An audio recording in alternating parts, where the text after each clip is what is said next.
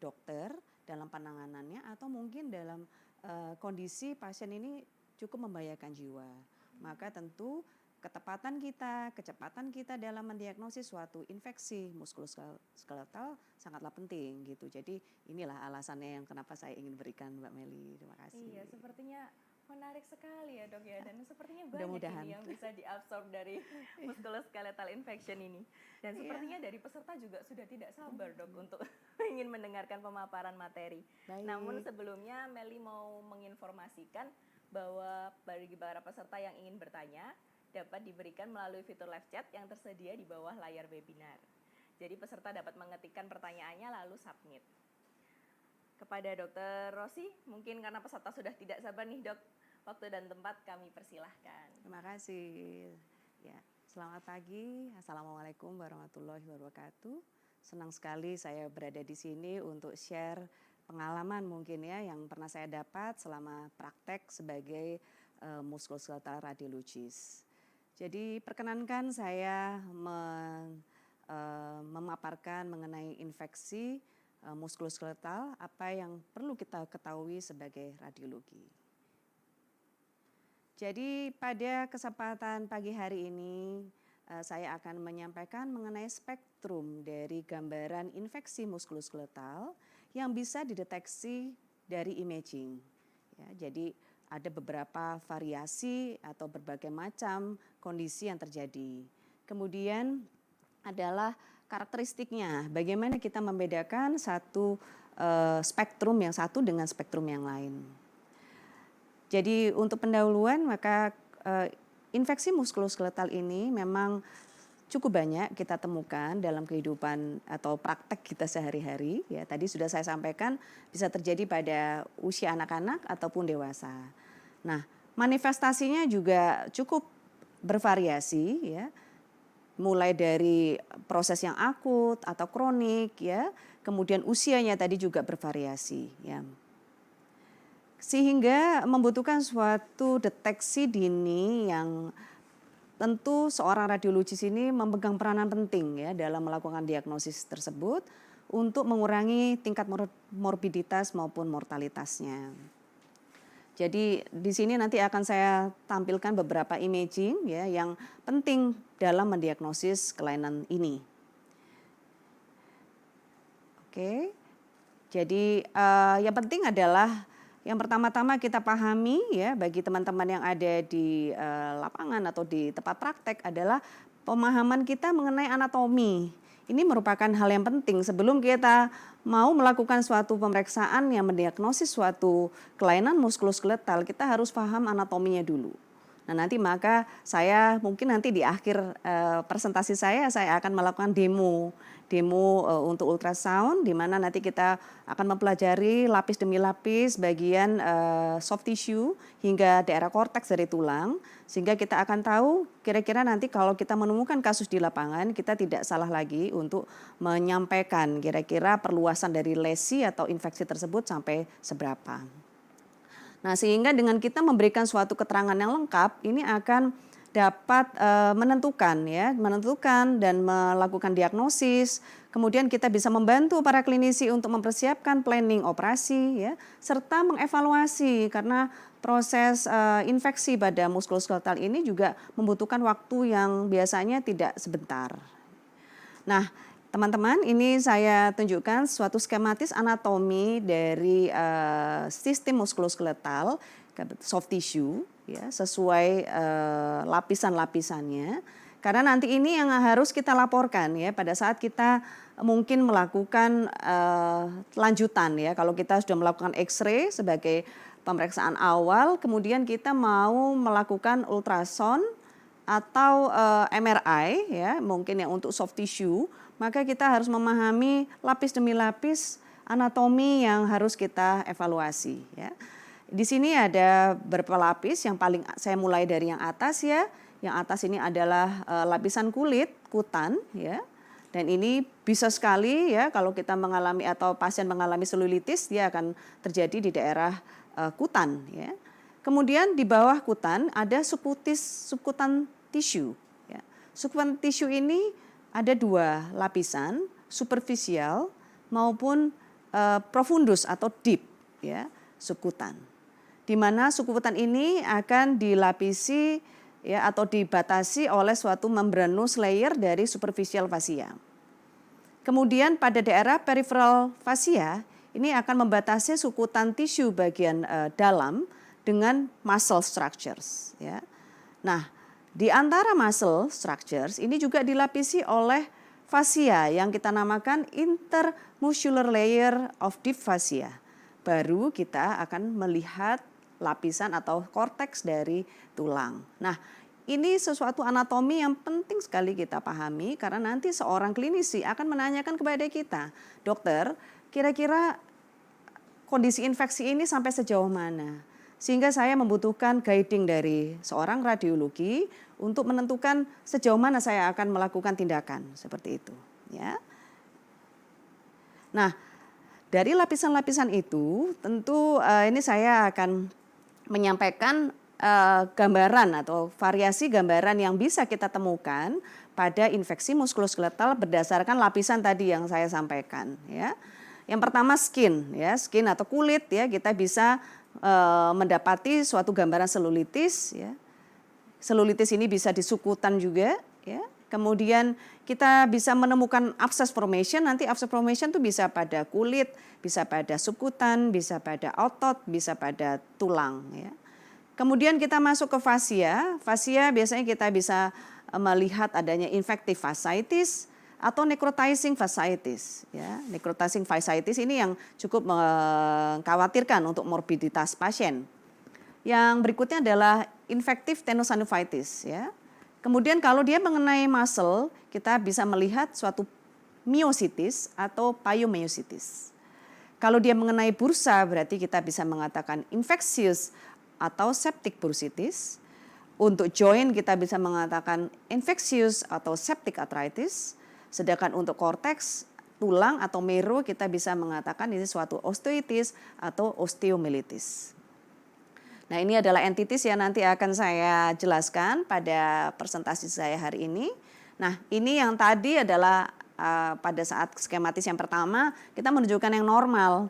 Tapi apa yang terjadi pada jaringan saat dia terjadi suatu infeksi muskuloskeletal? Maka saya mulai dari yang paling luar dulu, paling superficial. Tadi sudah saya sampaikan selulitis bisa terjadi pada kutis maupun sukutis. Ditandai dengan penebalan, ya, swelling pada daerah kutis, ya. Ini terbatas pada daerah lemak, ya, dan kulit. Kemudian pada lebih dalam lagi saat dia mengenai fascia yang membatasi otot dengan sukutan, yaitu necrotizing fasciitis, ya. Ini bisa terjadi kumpulan cairan atau gas, ya, yang dimana terjadi suatu nekrosis di daerah tersebut. Kalau pyomyositis ini biasanya terjadi perluasan hingga ke daerah muscle, ya. Nanti ada grade-nya, ada stadiumnya, di mana yang paling berat apabila sudah terbentuk abscess formation pada struktur otot.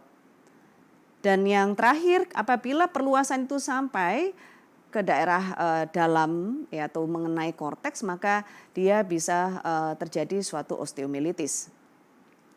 Nah, saya mulai dari selulitis di mana tadi sudah saya sampaikan dia terbatas pada kulit atau sukutan, ya. Biasanya terjadi suatu kolonisasi suatu mikroorganisme, ya. Dan biasanya pasien-pasien juga mempunyai risk factor, entah dia pernah terjadi trauma atau ada gangguan pembuluh darah, diabetes yang termasuk terbanyak, ya. Mungkin ada riwayat foreign body atau corpus allelum yang mengenai daerah kutis atau subkutis, ya, atau pasien-pasien metabolic problem lainnya seperti lupus, ya. Gambaran radiologisnya untuk yang X-ray ini biasanya non spesifik. Kita mungkin hanya melihat soft tissue swelling. Biasanya kalau kita melihat fat plane pada foto X-ray ini menghilang saat kita melihat foto X-ray pada selulitis. Pada CT biasanya atau MRI kita akan melihat septa-septa, ya. Septa-septa pada penebalan dari kulit maupun sukutan. Terkadang kita juga melihat adanya cairan di dalamnya.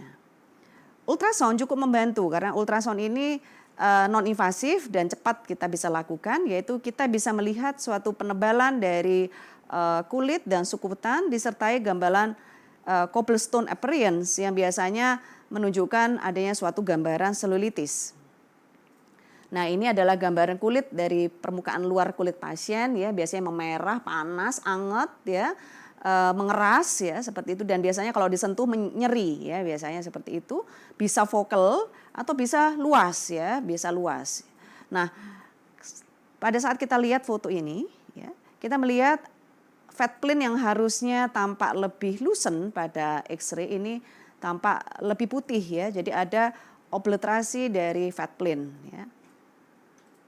Nah, kalau kita lakukan ultrasound ya, gambaran sukuatan tisu yang normal ini hilang. Nanti kita tunjukkan yang normal seperti apa. Ditandai dengan adanya septasi pada daerah sukuatan tisu ya, dengan gambaran cobblestone appearance. Ini dari CT scan-nya, di mana di CT scan kita melihat adanya penebalan dari sukutan tisu, serta kita melihat adanya cairan yang terkoleksi di daerah sukutan dan fasia, deep fasia pada sukutan tisu. Lalu kita masuk pada fasciitis, yang kita bicarakan di sini adalah necrotizing fasciitis, karena kondisi ini cukup life threatening, jadi mengancam jiwa pasien dan biasanya masuk dalam kondisi emergensi kalau kita temukan ini. Ya, biasanya ada suatu progresif ya, proses yang progresif dari infeksi tersebut yang mengenai deep fascia, di mana terjadi suatu nekrosis ya, nekrosis dari fascia ya. Dan biasanya membutuhkan pendekatan surgical ya, pembedahan untuk menangani pasien ini. Gambaran imagingnya mirip seperti selulitis, tetapi dia akan menunjukkan ketebalan yang lebih dalam dan biasanya lebih berat. Ya. Biasanya sama, didapatkan suatu penebalan dari kulit, ya, kemudian ada fat stranding yang positif, kemudian kadang kita dapatkan pembentukan gas, ya, pembentukan gas, dan biasanya oleh karena adanya cairan di daerah fascia membentuk suatu crescentic fluid atau air di subfacial plane. Biasanya kalau diukur lebih dari 4 mili. Nah, ini contoh apabila ada suatu gas forming ya. Ya, jadi kalau necrotizing fasciitis ya lebih deep, kita boleh curiga ini suatu mengenai fascia ataupun mungkin mengenai muscle ya, karena kita lihat gambaran gas bubble-nya ini sudah sampai ke daerah deep soft tissue. Gambarannya sebenarnya mirip untuk yang seperti selulitis, tetapi kita melihat adanya suatu fluid collection yang juga terlihat pada daerah fascia. Ya, seperti ini, cobblestone appearance, kemudian ada deep crescentic fluid pada subfacial plane. Nah, ini kalau di CT scan memang tidak sejelas MRI, tetapi kita masih bisa melihat di sini ada level collection, bahkan ini mungkin sudah mengenai daerah muscle. Ya. Ini ada gas forming, ada tampak deep crescentic fluid ya pada daerah subfacial. Ya, kita harus curiga suatu necrotizing fasciitis. Nah, yang penting dalam mendiagnosis necrotizing fasciitis biasanya kita membutuhkan kontras ya. Jadi kalau seorang klinisi membutuhkan informasi apakah ini fasciitis infection fasciitis atau necrotizing fasciitis, maka kita membedakannya dengan kita melakukan kontras. Ya, pada necrotizing biasanya pada daerah fascia ini akan menunjukkan gambaran kontras enhancement. Ya, seperti ini ya, terlihat jelas. Kalau dia bukan necrotizing, biasanya dia tidak menunjukkan ketebalan yang signifikan maupun enhancement yang jelas seperti ini. Sekarang kita masuk ke abses. Tadi abses saya sampaikan bisa mengenai pada semua lapisan jaringan yang tadi sudah saya sampaikan di awal. Ya, biasanya ditandai dengan adanya fluid collection yang terlokalisir ya atau diffuse ya, berkantong-kantong dengan septasi ya, biasanya berisi pus ya atau nanah ya. Pada foto X-ray biasanya sama, hampir sama semuanya karena memang tidak spesifik untuk abses ya. Pada CT dan MRI kita bisa melihat adanya suatu gambaran kumpulan-kumpulan cairan ya dengan sentra area yang low signal pada MRI dan high signal pada T2 ya, yang akan tampak suatu pulau-pulau yang berisi cairan dengan dinding yang tebal dan irregular ya. Dan biasanya akan tampak gambaran ring contrast enhance kalau kita lakukan pemeriksaan MRI dengan kontras. Ultrasound cukup membantu karena permukaan dari struktur muskuloskeletal ini cukup superficial, sehingga kita kalau tidak mempunyai MRI atau CT, maka kita bisa memakai ultrasound kita untuk kita mendeteksi kelainan abses ini. Biasanya kita akan melihat adanya internal echo ya, atau moving echo yang bergerak, biasanya dia bergerak pada saat kita melakukan peletakan probe pada area yang kita curigai.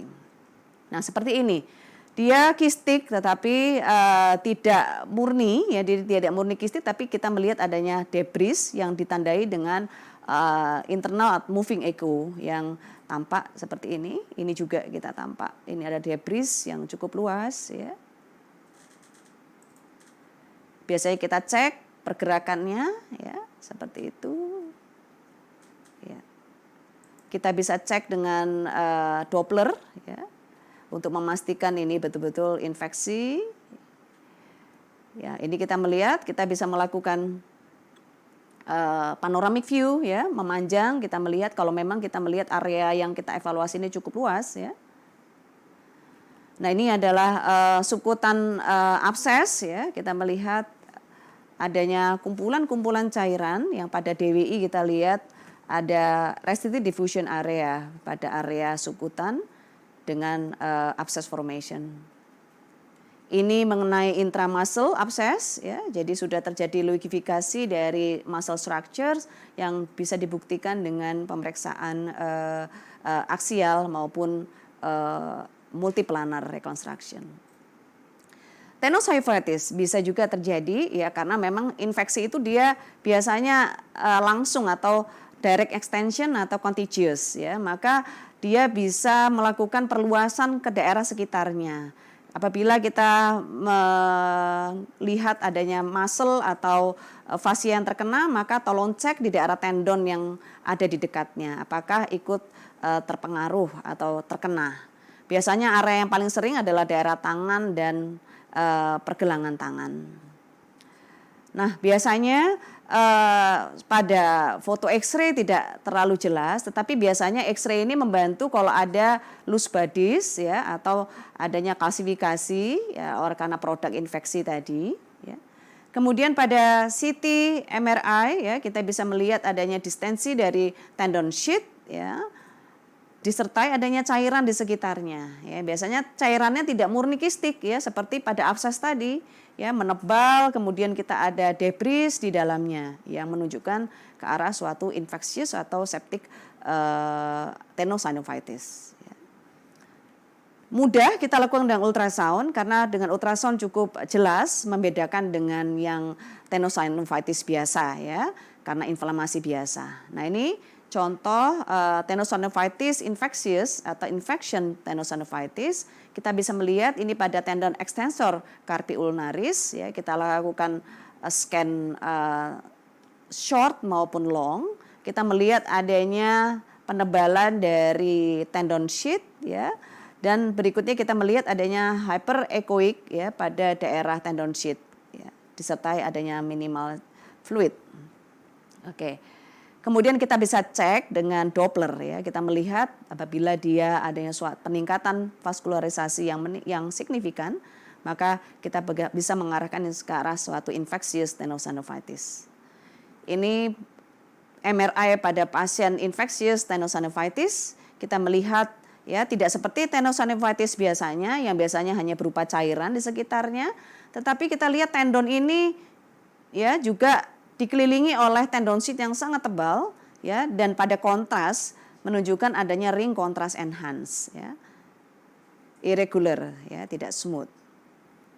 Nah, sekarang saya akan menjelaskan mengenai infectious myositis, ya. Jadi biasanya ini mengenai otot, tadi sudah saya sampaikan, ya, ada gradasi akut, subakut maupun kronik. Jadi biasanya kalau sudah lebih dalam, ya, ini biasanya terjadi pada pasien-pasien yang memang sistem imunnya rendah, imunokompromis, ya, atau sebelumnya memang sudah ada suatu lesi yang akhirnya berkembang menjadi infeksi. Jadi biasanya suatu myositis ini tidak langsung menunjukkan abses, ya, tetapi dia ada fase plekmon dulu, pembentukan plekmon di mana ditandai dengan localized muscle edema yang biasanya tampak gambaran yang menebal ototnya, ya, lebih hypoechoic kalau kita lakukan ultrasound, ya, dengan batas yang tidak tegas, ya, bisa mengenai satu atau lebih dari satu muscle, ya. Tetapi dalam perjalanan waktu maka bisa terjadi suatu kumpulan cairan di intramuscle yang membentuk abses. Nah, ini contoh, sebelah kiri adalah gambar yang muscle structure yang normal, sedangkan yang kanan ini adalah plekmon. Jadi dia mulai mengalami suatu proses keradangan, infeksi, ya, kita melihat ada suatu penebalan dari ototnya, berikut distorsi dari strukturnya, ekostrukturnya. Tetapi belum ada cairan, ya. Tetapi dalam perjalanan waktu penebalan dari muscle ini juga bisa dikelilingi oleh atau diikuti dengan cairan-cairan di sekitarnya. Ini kalau sudah ada lukifikasi ini berarti sudah terjadi suatu abses, ya. Kalau di CT scan ya kita akan melihat engorgement atau pelebaran dari muscle structures, ya. Kemudian kita bisa melihat densitas dari ototnya sendiri sebenarnya sudah lebih hypodense, ya, karena ada cairan.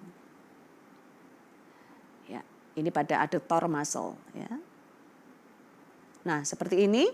Jadi dia bukan hanya mengenai fasianya saja, tetapi kita lihat, ya, di daerah ototnya sendiri ini sudah juga terdapat lesi di mana juga mengalami ring contrast enhance di sini, ya. Ring contrast enhance pada daerah muscle. Ini setelah diberikan kontras. Nah, ini juga sama, sudah mengalami lukifikasi, ya. Bahkan pada daerah sini, ini ototnya sudah mulai nekrosis, ya. Jadi tampak ukuran dari ototnya sendiri sudah mulai mengecil, digantikan oleh cairan. Nah, ini kita bisa melihat, ya, dengan pemberian kontras, ya, lebih jelas. Nah, ini yang paling sering osteomyelitis, ya, ini merupakan infeksi pada bone marrow, ya. Biasanya disebabkan oleh suatu organisme yang pyogenik, ya. Ini sering kita temukan dan sering juga kita miss untuk mendeteksi ini karena seringkali juga bisa mirip dengan keganasan, ya, terutama pada anak-anak, ya. Jadi osteomyelitis ini cukup menarik karena dimasukkan dalam differential diagnosis pada kelainan keganasan, ya, karena bentuknya yang bizarre, yang irregular, ya, seakan-akan seperti mesh-like appearance, ya.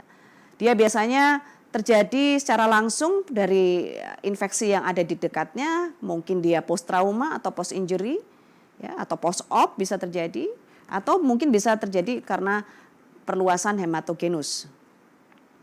Jadi penyebarannya biasanya melalui pembuluh darah yang ada di metafisis, karena pada daerah metafisis ini biasanya merupakan ujung-ujung dari pembuluh darah, akhir dari pembuluh darah, ya, kemudian dari arteriole, kemudian juga pada daerah metafisis ini flow-nya sangat rendah, ya, sehingga merupakan tempat yang mudah terjadi infiltrasi bakteria, ya, sehingga bisa terjadi edema, pus, nekrosis maupun trombosis.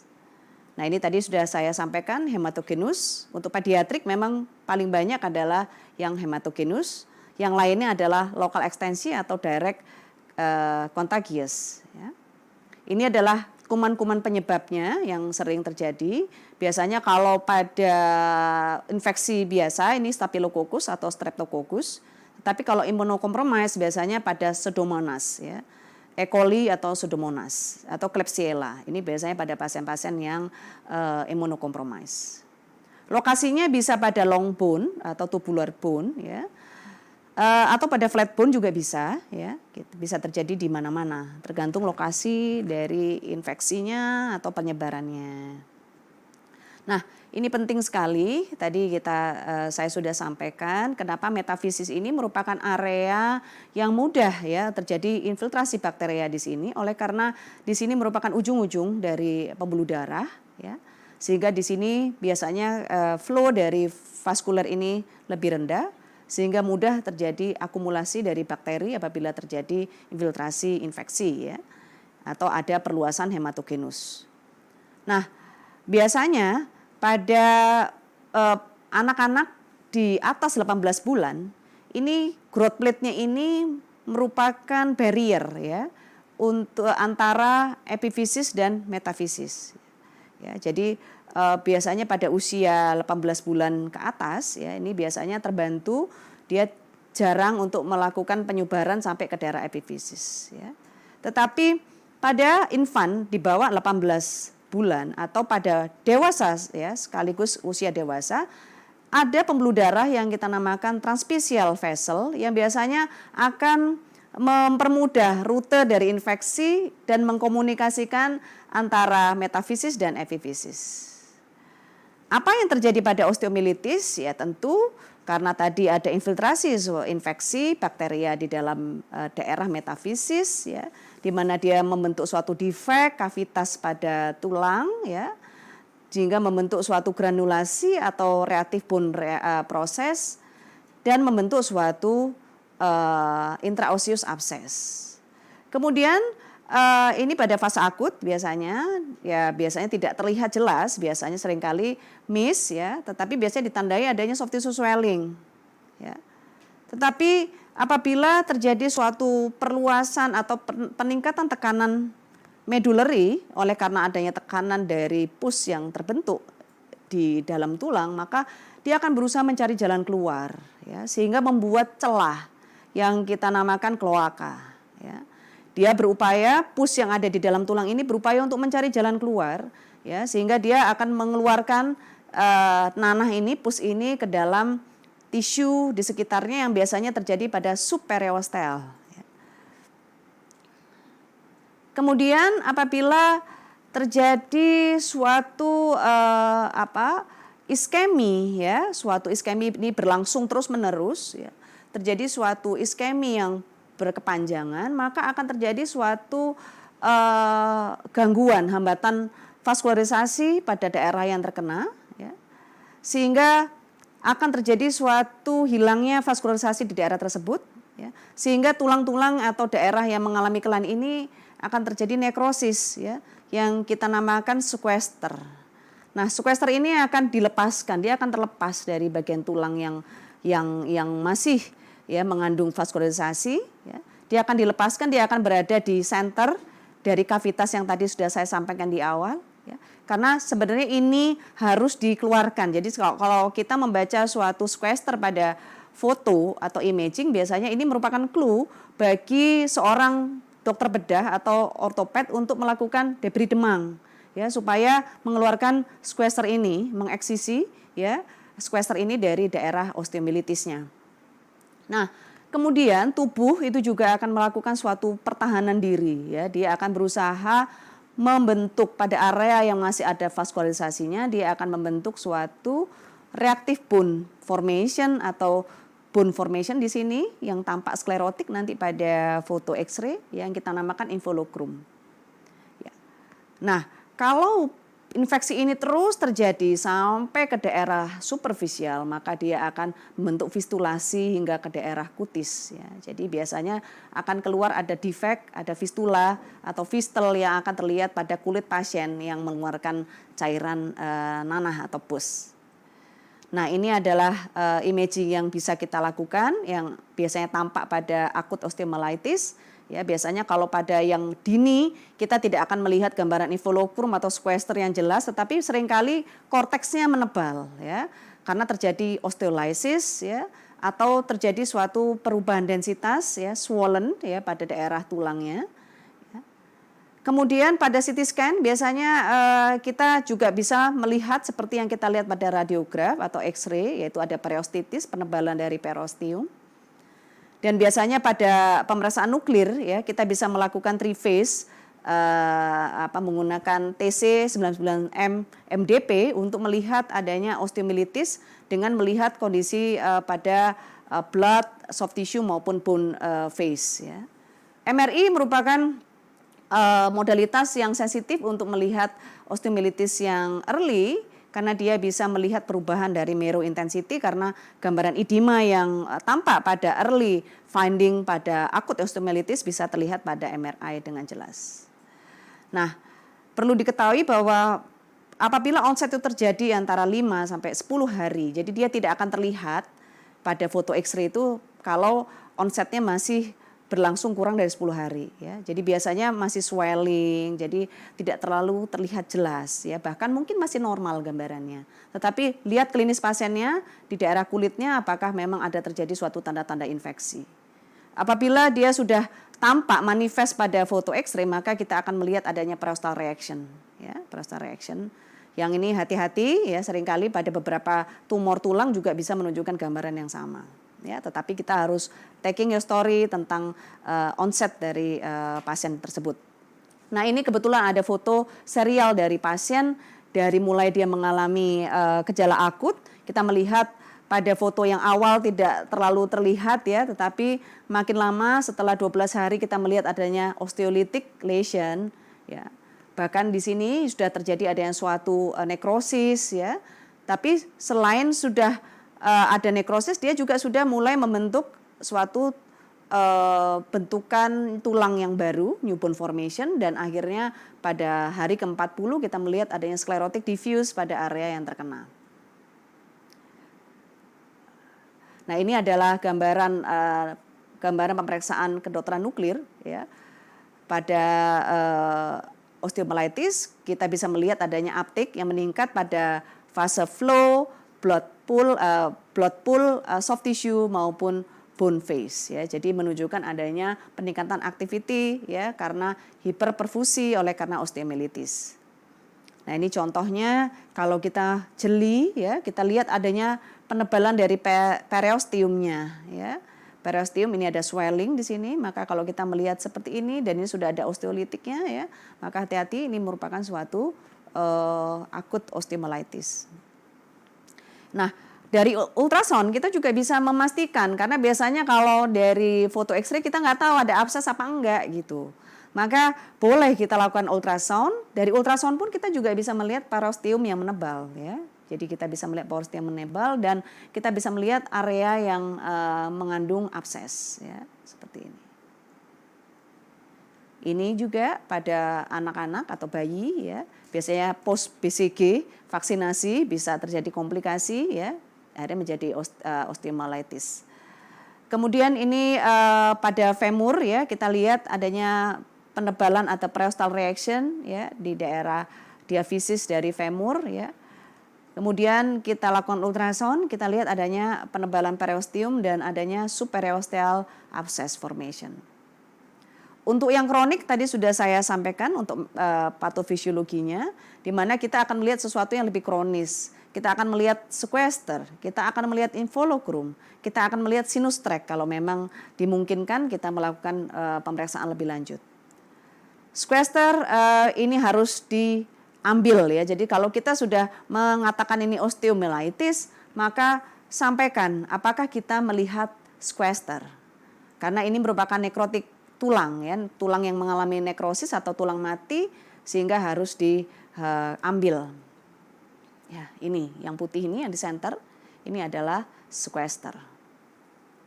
Involucrum ini adalah suatu area yang juga berada di dalam kavitas tulang yang biasanya dia akan membentuk suatu pembungkus ya, bone ya yang melingkupi mengelilingi sequester.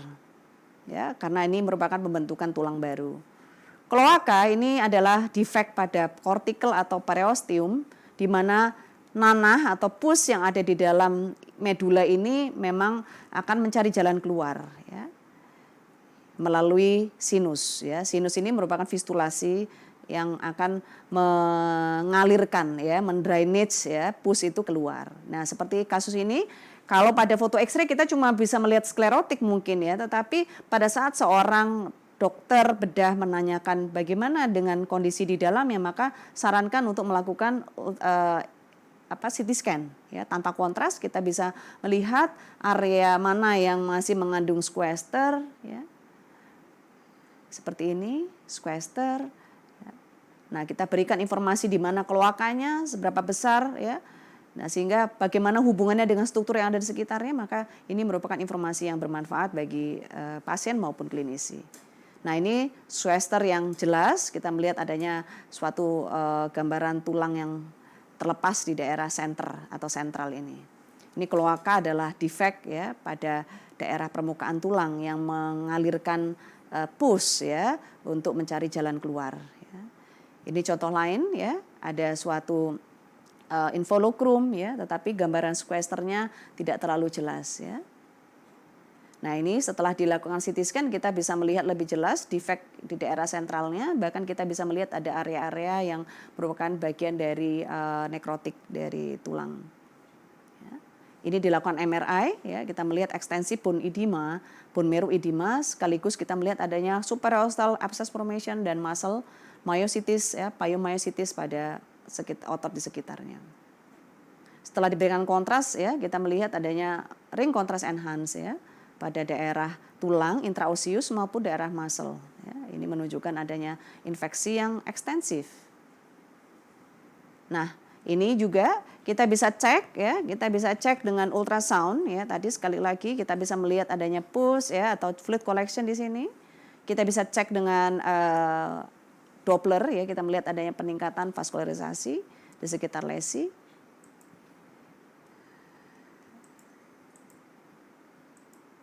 Ya, kita bisa melihat moving echo ya.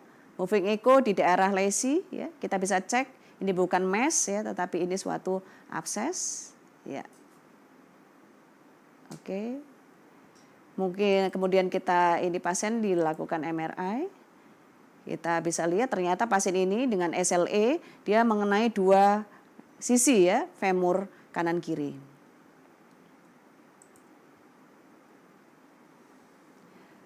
Setelah pemberian kontras, kita melihat adanya ring kontras enhance.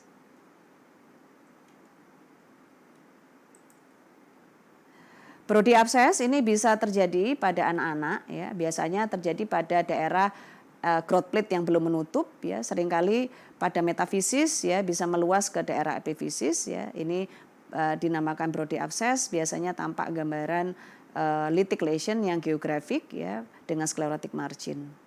Ini juga sama, suatu Brody abscess. Ya, kita lihat di sini. Ya, dia tidak ke samping, tetapi dia menuju ke daerah epifisis, ya, melewati growth plate. Kemudian kita masuk pada bursa. Jadi kalau bursa mengalami infeksi, kita namakan septic bursitis. Ya, biasanya akan terjadi cairan pada daerah bursa. Ya. Bisa superficial maupun di bursa, tergantung dari lokasi bursanya.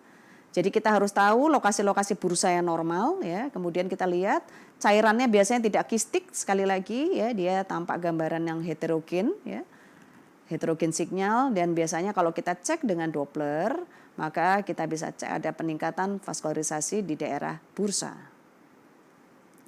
Septic arthritis ya, jadi seorang dokter ortopedi juga ingin menanyakan kalau ada suatu gambaran abses yang luas, dalam, maka dia akan menanyakan sampai ke joint tidak. Maka kalau teman-teman memiliki alat ultrasound atau modalitas yang lebih lanjut, silakan dilihat perluasannya. Bagaimana perluasannya, apakah dia sampai ke daerah joint atau tidak, ya. Maka kita akan lihat ya perluasannya, ya. Biasanya ultrasound membantu dalam mendeteksi joint effusion, ya. Tapi yang baik biasanya kita melihat dengan MRI ya maupun CT scan, ya. X-ray baik ya, tetapi kalau kita mau mencari cairan ya maka kita harus melakukan pemeriksaan yang lain, ya. Biasanya kalau di X-ray kalau pada fase yang awal ya mungkin hanya pelebaran dari joint space, ya, demikian pula adanya osteopeni di sekitar periartikular. Tetapi kalau sudah yang lanjut maka dia terjadi narrowing atau mungkin kerusakan tulang ya di daerah joint atau tulang yang saling berhadapan. Ya. Synovitis ya bisa terlihat pada MRI, kita lihat synoviumnya menebal ya, kemudian adanya kita lakukan pemberian kontras, kita lihat adanya ring kontras enhance pada daerah joint capsule. Ya. Demikian pula CT scan sama seperti X-ray, dia lebih banyak dapat menunjukkan kelainan atau kerusakan pada tulangnya. Nah ini pada kelainan yang awal. Kalau awal tuh biasanya nggak kelihatan, seringkali pada anak-anak ya. Jadi tiba-tiba jalannya pincang ya, atau orang tuanya bilang anaknya kok jalannya sambil megang kakinya atau tungkainya yang sebelah kanan ya. Terus jalannya nyeret karena biasanya anak-anak itu tidak mengeluh secara jelas. Nah, maka kita bisa lakukan deteksi awal dengan X-ray. Maka kalau kita melihat adanya pelebaran yang celah sendi, maka kita bisa mencurigai ini suatu early dari arthritis ya. Selama dia belum ada kerusakan tulang, maka kita masih bisa DD dengan yang lain ya. Kalau early ini agak susah kita DD-kan dengan septik dengan TB ya, biasanya masih agak susah ya. Paling sering biasanya memang kita curigai ke arah TBC dulu ya, baru septik ya. Nanti harus di-compare dengan hasil CRP-nya, hasil lab-nya yang lain yang mengarahkan suatu infeksi pyogenik. Ini kalau sudah late ya, kalau udah late ya sudah hancur semua seperti ini ya. Jadi sudah terjadi kerusakan pada tulang, berikut terjadi suatu penyempitan celah sendi yang kita pastikan konfirmasi dengan CT scan. Ya. Nah ini ada kerusakan, ada soft tissue swelling, di suprapatellar recess-nya juga popliteal fossa juga mengalami swelling di sini. Ya. Di ultrasound kita melihat adanya synovium yang menebal, ya, synovium yang menebal, juga ada kerusakan tulang. Ya. Di MRI kita akan melihat suatu ekstensif, kapsulnya, joint kapsul ekstensif, kerusakan tulang ekstensif. Ya. Ada fluid collection, ada absesnya juga di sini yang meluas hingga ke daerah joint. Nah, saya masuk pada summary ya. Jadi apa yang sudah saya sampaikan tadi ini suatu spektrum dari infeksi pada musculoskeletal system, di mana pilihan modalitasnya juga sangat luas, sehingga memang nanti kita harus memilih modalitas yang memang sesuai dengan indikasinya. Tentu foto X-ray menjadi pilihan yang pertama saat kita melakukan screening. Dan yang penting adalah apabila kita telah melakukan step-step atau pilihan modalitas dan diagnosis yang tepat, maka kita harus melakukan penjelasan atau deskripsi mengenai apakah ada osteomyelitis atau infeksi proses, di mana lokasinya, berapa lesinya, kemudian ekstensinya bagaimana. Kemudian kita juga bisa menawarkan suatu monitoring ya, respon dari terapi atau operasi pasca tindakan karena kondisi osteomyelitis. Terima kasih, sekian. Wassalamualaikum warahmatullahi wabarakatuh. Sekian Mbak Meli, terima kasih waktunya. Iya, terima kasih banyak dokter atas pemaparannya.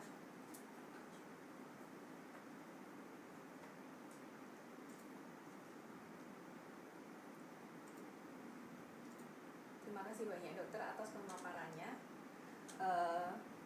Tadi Meli juga mengikuti dari awal, menarik sekali dokter ternyata. Iya. Lalu tapi sesi yang setelah ini juga tidak kalah menarik loh dok, karena gitu kita ya? Setelah ini akan masuk ke live demo dokter menggunakan USG. Sesi live demo kali ini disponsori oleh PT Mulia Husada Jaya yang akan menggunakan USG Logic S7 dari GE Healthcare. Sambil Meli juga menginformasikan kembali ya dok, mungkin kan ada dari peserta yang ingin bertanya, dapat menggunakan fitur live chat yang sudah tersedia di bawah layar webinar. Sebelum kita masuk ke sesi live demo, mari kita saksikan terlebih dahulu video singkat dari PT Mulia Husada Jaya dan juga dari unit Logic S7. Oke, bisa pindah.